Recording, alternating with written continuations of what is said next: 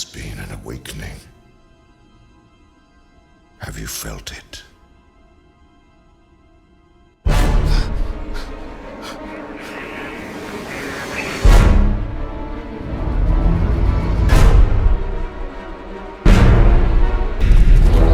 The dark side has never been stronger.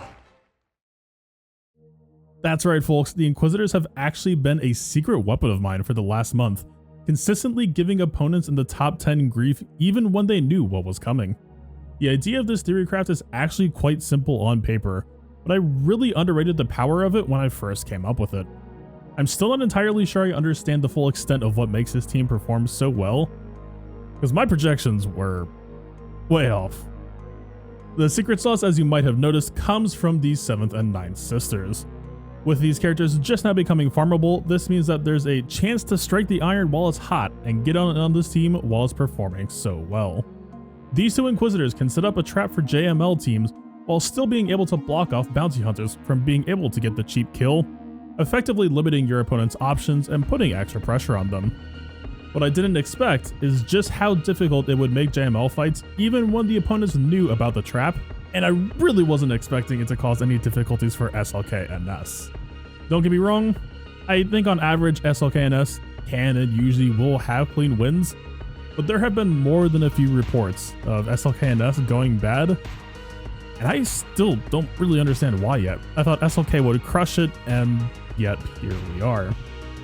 In the last week of GAC, I have now had multiple opponents hold their JMK for the sole purpose of killing my Lord Vader.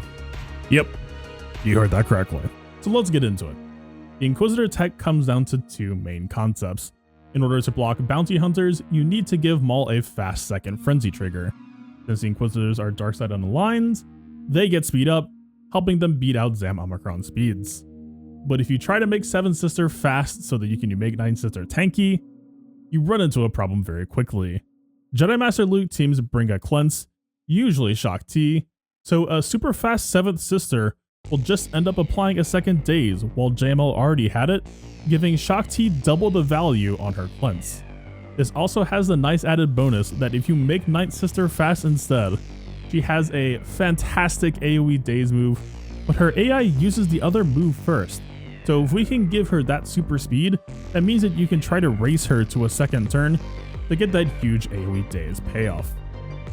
So by slowing down our 2nd Sister, this also means that we can target a speed that will make sure that she goes right after the enemy Shock T uses her cleanse, letting us stick the dagger in them and reapply the daze and the ability block on JML the moment that the team is supposed to be getting up and running.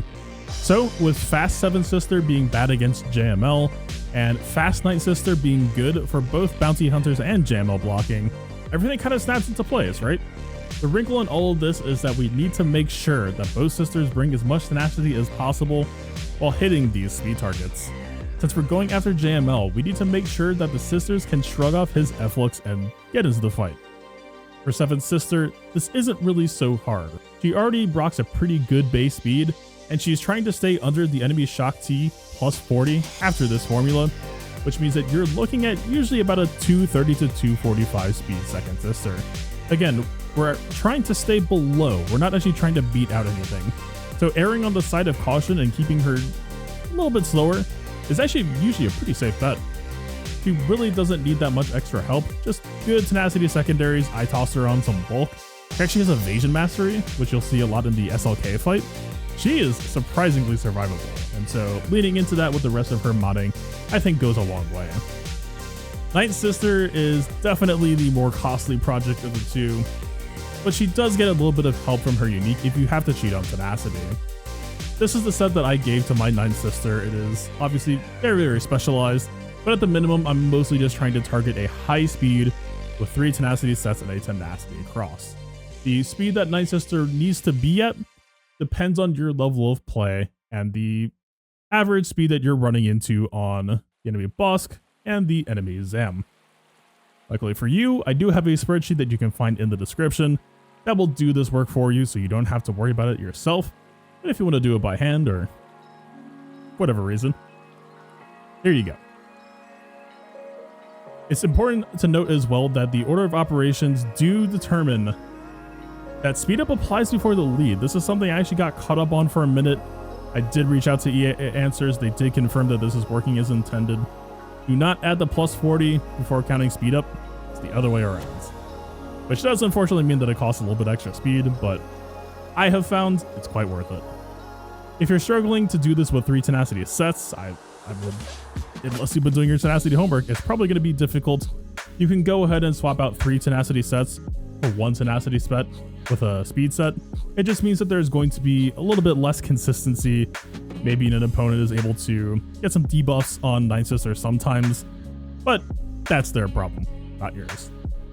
For the rest of the team, if you just want to leave your modding as is, go for it. I've got Maul pretty much built out to do as much damage as possible. This isn't necessarily a hard requirement, and I know, traditional modding is usually a lot faster.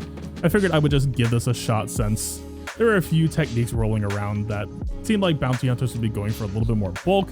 It also has possibly a chance to try to bypass something like a BAM, getting that automatic bonus turn. So far, it hasn't really backfired on me yet.